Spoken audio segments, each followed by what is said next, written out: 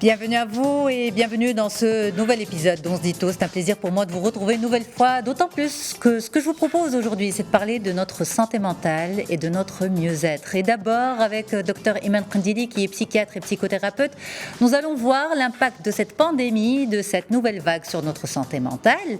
Est-ce qu'il est vrai que cette troisième vague est avant tout mentale? Et puis dans un petit moment, je retrouverai Merim Zaim pour vous, pour parler de notre mieux-être. Comment se faire du bien, malgré tout, malgré le contexte. Docteur Iman Kandili, comment ça va? Très bien, et vous-même? Un plaisir de vous retrouver. C'est un plaisir avec vous, comme d'habitude. Alors, dans beaucoup de pays, on parle de troisième vague comme étant une vague avant tout psychologique. Est-ce que c'est le cas au Maroc aussi et dans le reste des pays africains?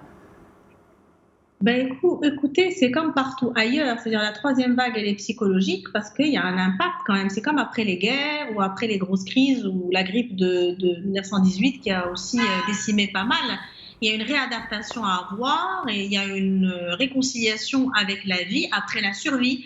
Donc, par conséquent, oui, en effet, on a vu pendant le confinement, puis on a vu en post-confinement, beaucoup de consultations arrivées chez les psychologues, chez les psychiatres, mais pas seulement, chez les médecins généralistes, des accompagnements. Il y a des échecs scolaires, donc les pédopsychiatres, les orthophonistes, les psychomotriciens également, parce que il ne faut pas oublier que c'est quand même différent et qu'il y a des choses à travailler avec les enfants ou avec les adolescents qui vont avoir en général plus de difficultés à la réadaptation ou à l'adaptation, et avec certains adultes qui, eux, n'ont jamais eu de fragilité, mais avec l'absence de contrôle, l'absence de projection, les difficultés inhérentes justement au fait de ne pas savoir ce qui va se passer demain, ces choses-là font que il y a une troisième vague psychologique, une recrudescence des troubles anxieux, de la dépression, des addictions, des consommations, une montée des addictions comportementales ou de certaines attitudes chez les enfants et les ados et aussi chez les adultes, et par conséquent, il y a des conséquences importantes. Donc quand on parle de troisième vague psychologique ou mentale, pas uniquement pour les adultes, vous faites très bien de le rappeler, Dr Kandili, également pour les enfants. Alors justement, si on devait veiller les uns sur les autres, prendre soin les uns des autres, ça serait quoi finalement ces petites choses qui, en tant que parents, peuvent nous pousser à nous dire que oui, peut-être que notre enfant a besoin d'aide, notre conjoint, notre frère, notre sœur, un ami, un proche. Comment on peut rester vigilant aux autres? Les changements de comportement, les difficultés de sommeil, l'irritabilité, le comportement alimentaire, la ritualisation, la consommation d'écran, de jeux vidéo chez l'enfant, chez l'adolescent, un changement dans la perception des choses, et qu'on voit que la personne présente une irritabilité, ce n'est pas qu'elle est plus méchante ou plus difficile à vivre, c'est qu'en général, il y a peut-être de la souffrance derrière, des difficultés d'adaptation, parce qu'on n'a pas tous les mêmes outils et on ne réagit pas tous de la même manière à une crise ou à la pression ou aux difficultés de la vie. Donc, il y a tout ce qu'on appelle les troubles d'adaptation par rapport au changement. Et par conséquent, le support est d'abord dans le maintien des rythmes nictéméraux et des rituels pour les jeunes, mais aussi pour les moins jeunes. C'est-à-dire, ça on en parlait surtout, mais là on arrive à l'issue avec la vaccination, avec la reprise scolaire, etc. Mais il y a un moment de réveil, il y a un moment de repas, il y a un moment de coucher, il y a un moment en famille, un moment seul. Et le maintien de la ritualisation est extrêmement, extrêmement important. Alors, par rapport justement à ce qui se passe au niveau moral, mental plutôt, est-ce qu'on se retrouve avec des symptômes de stress post-traumatique? Est-ce qu'on peut déjà parler de post-traumatique? On n'est pas encore vraiment sorti du traumatisme. Alors, le stress post-traumatique en tant que trouble anxieux en lui-même a des critères en fait. Il faut que ce soit 6 mois après le traumatisme, donc après la fin du traumatisme. Et puis il y a des signes bien spécifiques qui sont les reviviscences, les difficultés, les cauchemars, les difficultés, etc. inhérentes au stress post-traumatique, qui est quand même très codifié. Maintenant, on a tendance à mettre dans le stress post-traumatique absolument tout trouble anxieux qui va venir s'installer en post-crise ou en post-difficulté anxieuse ou de stress ou d'adaptation anxieuse par rapport à une situation qu'on a traversée qui est difficile, d'autant plus que nous n'avons pas tous les mêmes outils de résilience ou les mêmes outils pour pouvoir faire face aux difficultés de la vie en règle générale. Maintenant, quand la crise est mondiale, quand les difficultés touchent la sociabilité, le contact avec l'autre, la liberté, etc., la santé, l'intégrité physique, l'intégrité morale, ben, toutes ces choses-là font que, bien entendu, le taux de dépression augmente, le taux de passage à l'acte augmente, le taux de recours à certaines substances augmente ou certains comportements, la violence augmente, on sait que ça a augmenté avec le confinement, etc., à l'intérieur des familles, il y a eu des taux de divorce qui ont augmenté. Donc la pression, elle est autant psychologique que sociale. Et puis, on a vu dans les pays qui ont fait des études qu'il y a eu un taux de suicidalité qui a particulièrement augmenté chez nos voisins européens. Nous n'avons pas d'études pour pouvoir en parler directement. D'un autre côté, le Maroc a quand même mieux géré la crise et nous ne sommes pas dans un bilan qui est le bilan italien ou certains bilans européens ou même dans les pays anglo-saxons. Par conséquent, l'impact est là, mais l'impact serait, à mon avis, beaucoup plus gérable que dans des pays qui ont eu affaire à une Covid-19 meurtrière. Est-ce que l'environnement aussi culturel joue un rôle dans l'impact de la pandémie sur les individus, sur l'impact au niveau du mental? Ce que vous faites là est extrêmement important, c'est de la sensibilisation, c'est de la prévention grande masse et c'est ce qui permet de pouvoir prendre les choses en main dans les prémices du démarrage des troubles. Et quand on prend les choses en amont, ben, on n'a pas tout l'aval, donc avec toutes les difficultés de prise en charge des pathologies avérées. Quand on est dans le trouble, les difficultés, l'adaptation, c'est quand même beaucoup plus facile d'accompagner et des fois d'accompagner en ayant les outils, sans peut-être même avoir recours à un thérapeute ou un psychiatre ou un psychologue, etc. C'est l'amont. Alors maintenant, la reprise scolaire a eu lieu il n'y a pas longtemps. Il faut qu'on se pose la question, après ces histoires de présentiel, distanciel, d'alternatives ou d'alterner entre les deux, etc., quel est réellement l'impact sur ces jeunes qui doivent construire leur avenir, autant intellectuel que social, ou s'inscrire dans la société de demain? Comment on va les accompagner? Alors comment on doit les accompagner justement? Justement, moi je dirais, le ministère de l'Éducation, avec notre nouveau gouvernement, dont on attend beaucoup d'ailleurs, et ce qui est positif, devrait penser en amont à mettre en place peut-être des cellules d'écoute, à avoir des psychologues dans les écoles, à pouvoir être à l'écoute des parents ou former les enseignants à pouvoir déceler ceux qui sont en souffrance. Tout simplement, c'est pas plus que ça, ce n'est pas sorcier. On n'a pas besoin d'attendre d'être dans les problèmes, dans le stress post-traumatique, dans les troubles, dans les difficultés de retour à l'école ou dans la désinsertion scolaire pour prendre les choses en charge. Docteur Iman Kandili, merci infiniment d'avoir été là pour toutes ces explications. Merci beaucoup Iman, à très vite. C'est moi, merci à vous. On enchaîne sans plus tarder avec vous, Merim Zaim, pour parler justement de comment prendre soin malgré tout, malgré ce contexte assez anxiogène, même si heureusement que les chiffres baissent. Cette pandémie semble se calmer petit à petit, mais ce n'est pas encore gagné. Et donc voilà, nous ne sommes pas encore à l'abri de tout cela. Merim Zaim, comment ça va? Bonjour Yasmine, très bien, merci. Bonjour à tous les téléspectateurs. Un plaisir de vous avoir. Un plaisir. Moi aussi, toujours un plaisir d'être parmi vous. Alors, comment se ménager en période de pandémie? Comment se ménager? Comment se sentir mieux malgré tout? Et d'ailleurs, je me permets de vous poser la question à vous. Comment vous allez aujourd'hui après ce long Covid que vous avez eu? Alhamdulillah, renforcé. Oui, alhamdulillah, c'est le plus important. C'est ça. Oui. Alors justement, vous, personnellement, vous l'avez vécu et de façon assez compliquée parce que vous avez eu des complications à cause de l'infection. Moralement, comment vous vous en sortez? Sincèrement, aujourd'hui, je m'en sors très bien. J'ai encore plus envie de vivre, de profiter, de rattraper un petit peu. C'est comme si j'avais perdu, moi je leur dis, j'ai perdu 1 mois ou 1 mois et demi à ne pas être productive ou à ne pas faire ce que j'ai l'habitude de faire. Donc, ça m'a semblé un petit peu bizarre.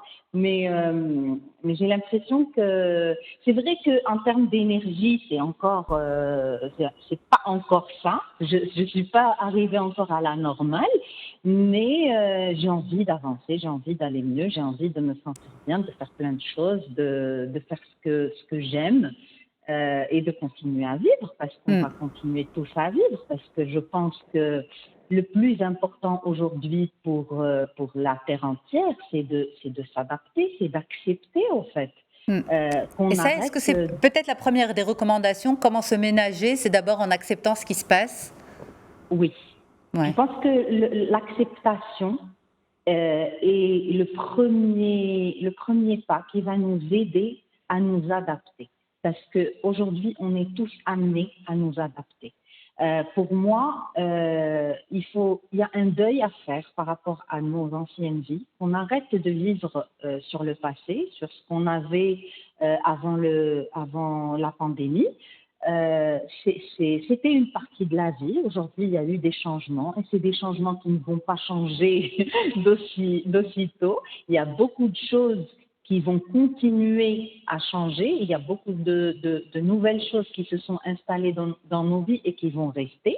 Je ne parle pas du virus lui-même, Bien mais sûr. il y a eu un vrai changement de mode de vie, de mode de consommation, de mode de communication, d'échange entre nous les humains. Et je pense que tout ça va continuer. Et aujourd'hui, plus on sera dans un travail de deuil, d'acceptation, de dire OK, c'était ma vie avant, oui, c'est vrai, on voyait beaucoup plus nos amis, nos familles, on sortait plus, on avait beaucoup enfin, on avait des choses différentes de celles qu'on a aujourd'hui. Mais, alhamdoulilah, si on est encore en bonne santé, si nos proches sont encore en bonne santé, si on n'a pas eu de perte, parce que il y a énormément de familles qui ont souffert de perte de proches, ben, je pense qu'on s'en sort très bien Mm. malgré tout. Donc, et puis, même pour les personnes qui ont eu des pertes dans leurs proches, la vie continue. Je sais que ce n'est jamais facile de perdre un proche. C'est des personnes qui vont nous accompagner toute notre vie. Mais de la même manière qu'on va faire le deuil de la personne, on fait le deuil d'un passé ou d'une façon de vivre C'est ça en fait, c'est que auparavant. vous parlez carrément de faire le deuil d'une époque. C'est dur quand même à accepter. Quand on dit aux gens comment se ménager en période de pandémie, d'abord faites votre deuil. C'est lourd quand même, non Maryam? Ça vous fait Au rire, mais fait, quand moi ça je dis... m'inquiète. Moi, je le Ah cache non, moi, derrière mon sourire, mais ça m'inquiète. ça ne m'inquiète pas parce que quand on utilise le mot deuil, le deuil ne veut pas dire mort, Ok. veut dire changement. On Hmm. utilise un processus de deuil même pour changer de maison, même pour changer d'école pour les enfants, même pour changer de travail. Le deuil, c'est un processus d'acceptation et de lâcher prise par rapport à une situation euh, qui existait à un certain moment, à laquelle on s'est attaché à un certain moment, pour pouvoir nous libérer et accepter ou nous ouvrir à de nouvelles possibilités, nous ouvrir à un changement, nous ouvrir à une nouvelle vie, à de nouvelles normes, à de nouvelles règles. Au lieu de rester dans la résistance, au lieu de rester dans le déni et dans le refus, chose qui ne nous fait que du mal, à nous-mêmes d'abord, parce que ça ne fait de mal à personne, Mm. ben, on va accepter que les choses ont changé et que peut-être elles vont encore plus changer et Mm. que sûrement elles vont encore plus changer Mais vous savez, et de Maryam, vous en rester dans cette parlez ouverture-là. à titre individuel. Maintenant, quand enfin, pour la plupart, on vit en famille, on vit en communauté, on vit en groupe, et donc on a aussi, même si on a envie d'être positif, vous avez une personne qui est, on va dire, de nature positive, mais en face, il y a un conjoint, il y a une épouse, il y a un frère, il y a une sœur, enfin, il y a un membre, il y a un enfant, qui, au contraire, arrive avec beaucoup de stress. Donc on a envie de se ménager, mais l'entourage n'aide pas, ou bien parfois il faut aider cet entourage, et donc l'énergie pour passer à autre chose, pour faire ce deuil, elle se retrouve un petit peu diluée par d'autres fréquences, on va dire, négatives. Alors, notre énergie se dilue lorsqu'on permet aux autres de rentrer en interférence avec notre propre équilibre. Comme vous l'avez dit au début, je parle de façon individuelle, mais notre vie tout entière est vécue de manière individuelle. Je vis dans une société, je vis en communauté, mais je suis d'abord un individu. Et cette individualité, elle est essentielle aujourd'hui pour pouvoir avancer, pour pouvoir dépasser les changements, pour pouvoir dépasser tout ce qui nous arrive. On a besoin de comprendre, oui, qu'on est des êtres sociaux, qu'on vit dans une communauté, mais qu'on n'est pas cette communauté, qu'on n'est pas juste une continuité de cette communauté, mais qu'on est chacun d'entre nous un individu, que ce soit moi, mon mari, mon fils, ma fille, ma sœur, mon père, ma mère. Toutes ces personnes interagissent, mais d'abord, ce sont des individus. Donc chacun doit pouvoir gérer de la meilleure manière qu'il arrive ou qu'il puisse son stress, son énergie, ses préoccupations et la manière dont il voit la vie. Donc, on interagit, mais il faut apprendre à se protéger. Aujourd'hui, comme vous avez dit, il y a des personnes qui sont très positives, mais qui se retrouvent dans des relations un peu toxiques, des environnements un peu plus négatifs et tout ça. Donc, l'idée, c'est de dire, OK, moi, mon positivisme, il est très précieux, il est important pour moi. Sinon, mais pour les ados, on sait que l'adolescence est par nature une phase complexe, compliquée de la vie, on appelle ça l'âge ingrat, enfin bref, ça porte toutes sortes d'appellations à tort ou à raison. Je suis en train de le vérifier d'ailleurs.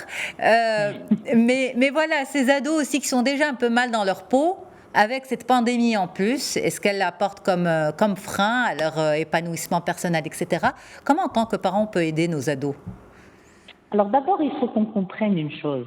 L'adolescent, c'est vrai qu'on met beaucoup d'appellations très négatives, je trouve, sur cette phase d'adolescence. Pour moi, il est important aujourd'hui de comprendre que l'adolescence, c'est une phase de recherche d'identité pour l'enfant. Donc, cet enfant qui a été enfant pendant 12-13 ans, aujourd'hui est en train de vivre une transformation. Encore une fois, regarde, c'est une transformation, c'est un changement. Mais ce changement n'est pas complet parce qu'il y a une phase où il n'est ni enfant ni adulte. Donc, vis-à-vis des autres et vis-à-vis de lui-même, il n'arrive pas encore à trouver son positionnement. C'est comme si on est en train de changer de peau. Donc, on n'est plus un enfant, donc on ne veut plus être considéré comme un enfant, on ne m'accepte plus de vivre ou de réagir comme un enfant, mais en même temps, on n'est pas encore arrivé à être adulte, donc on n'a pas forcément envie d'avoir les responsabilités des adultes, la conscience des adultes, les priorités ou les choix des adultes. Donc c'est une phase où le jeune est en train de chercher son identité. D'ailleurs, on le voit, les adolescents, c'est chaque jour un changement différent. En fait, ils se couchent le soir, on ne sait pas comment ils vont se réveiller le matin.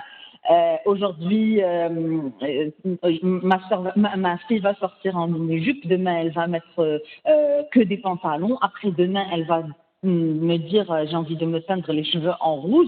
En fait, elle est en train, de la même manière qu'ils se cherchent visuellement ou extérieurement, ils sont dans un cheminement de recherche intérieure. Donc nous, parents, tout ce qu'on peut apporter à ce moment-là, c'est de la compréhension, c'est de l'ouverture et apprendre à ces jeunes d'accepter que oui, ils sont en train d'abord de leur expliquer ce qu'ils sont en train de vivre parce que tous ne comprennent pas ce qu'ils sont en train de vivre. Donc tu es en train de vivre une phase de changement, tu es en train de vivre une étape de métamorphose et de recherche identitaire et de recherche visuelle et de recherche de plein de choses dans ta vie. Ok, ça a coïncidé avec une pandémie, avec des changements sociaux, avec des changements économiques, des changements de plein de choses, politiques et tout ça. Donc, le monde aussi est en train de vivre ce que tu es en train de vivre. Toi, tu es en train de le vivre en individu, les sociétés sont en train de le vivre en collectivité. Donc, il ne faut pas dramatiser, en fait. Est-ce que vous trouvez qu'actuellement, les parents dramatisent beaucoup ce que leurs enfants sont en train de vivre, qu'ils soient ados ou plus jeunes ou moins jeunes? Est-ce qu'en tant que parents, on s'en fait un peu trop, plus que le nécessaire pour nos enfants? Je pense que le souci est dans le manque de compréhension, le manque de réponses, le manque d'outils chez les parents. On ne s'en fait pas parce qu'on a envie de s'en faire, on ne prend pas les choses trop à cœur parce que vraiment on a envie de se torturer, mais on le fait parce qu'on n'a pas de réponse, on ne sait pas quoi faire, on est un peu perdu en tant que parents. Aujourd'hui, les parents sont très perdus entre leur propre identité, leur vie professionnelle, leur vie familiale, la gestion des enfants. En fait, il y a tellement de choses qu'on prend tellement de responsabilités sur lesquelles on n'a pas été formé, sur lesquelles on n'a pas été éduqué ou auxquelles on n'a pas été éduqué. Donc, on fait avec ce qu'on peut, avec ce qu'on a. On tâtonne un petit peu, les parents essaient, testent des choses. Après, ils ont leur propre stress à gérer. Donc, des fois, ça crée des frictions. Mon stress est plus grand que le tien ou ainsi de suite. Donc, ils se recherchent de la même manière que les enfants. Ils se recherchent en tant que parents. Et ils recherchent une image, une identité parentale, en même temps que leur jeune est en train de chercher son identité individuelle. Donc, pour moi, le fait de s'informer, de chercher, de comprendre, de se former, aujourd'hui, on a des formations partout. Internet nous a facilité la vie. Ne vous torturez pas, ne restez pas dans le malaise. Allez chercher des formations, allez chercher de l'aide. Il y a tellement d'aide aujourd'hui. L'information et l'aide est devenue tellement accessible à tout le monde. Pourquoi on va rester dans notre malaise? Mais des fois, les gens me disent, c'est comme ça. On ne va pas se former sur tout. Et pourquoi pas? Pourquoi pas? De la même manière que quand j'ai envie d'apprendre de la cuisine, je vais aller chercher des recettes et me former pour devenir bonne cuisinière. Pourquoi je ne vais pas aller chercher les outils pour devenir bonne maman ou bon papa? Pourquoi croiser les bras et prendre ça comme une fatalité? Je ne sais pas, c'est comme ça. On vivra comme ça à se chamailler, mon fils et moi, jusqu'à ce qu'on voit qui c'est qui va gagner. Et ayons un peu d'humilité aussi. C'est pas parce qu'on est des parents qu'on a les réponses à tout. C'est pas parce qu'on est adulte qu'on sait tout faire. On a le droit de ne pas savoir. Mais on a aussi l'obligation d'aller chercher, surtout pour des gens qui ont les moyens d'aller chercher. Ils ont les moyens intellectuels, financiers, de temps, donc toutes les capacités sont là. Allez chercher des réponses. Ne restez pas les bras croisés, ne souffrez pas, ne laissez pas vos enfants en train de souffrir. Parce que ça crée de vraies souffrances par la suite. Je pense que c'est sur cette note et recommandation qu'on va se quitter. Maryam Zaïm, merci infiniment pour vraiment cet éclairage. C'était un moment de sérénité avec vous. Et justement, je remercie aussi Dr Iman Kandili qui était avec nous en début d'entretien. Voilà, un plaisir de vous avoir eu, toutes les deux mesdames. Et bien sûr, on peut vous retrouver à n'importe quel moment sur mediantv.com. Très très bonne suite des programmes à toutes et à tous. À très vite sur Mediant TV. Au revoir.